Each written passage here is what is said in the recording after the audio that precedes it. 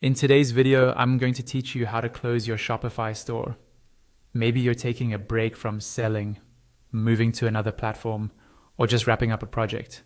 Whatever the reason, it's important to close your Shopify store properly so you don't keep getting billed, and so your data is handled the right way. I'll walk you through each step on the Shopify admin and explain what's happening along the way so you know exactly what to expect. First, log into your Shopify admin. This is your main dashboard where you normally manage products, orders, and settings.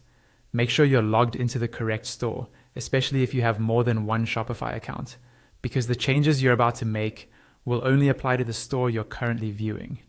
Once you're in the admin, look to the bottom left corner of the screen and click on Settings.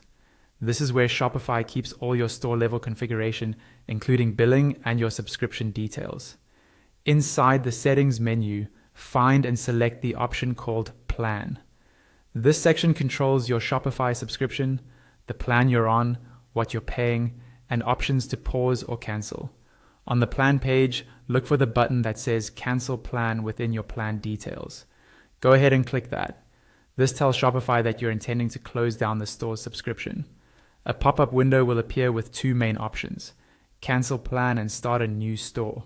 If your goal is to fully close the store, choose Cancel Plan. When you do this, your store will be closed, but Shopify will keep your store data for 2 years. That means if you change your mind later, you can reactivate and pick up where you left off, instead of starting completely from scratch. Next, another pop-up will appear. This one includes important information about possible unwanted charges, handling your domains, and steps you might want to take before canceling. Take a moment to read through this carefully, especially if you're using custom domains or third-party apps. When you're done, check the box that says I've reviewed the information above, and then click Continue. You'll now be asked to select a reason for closing your account. Pick the option that best matches your situation, then click Continue again. Shopify uses this feedback to improve the platform, but it doesn't affect your ability to close the store. Finally, you'll be prompted to enter your password to confirm that you're the account owner. Type in your password, then click Cancel Plan one last time.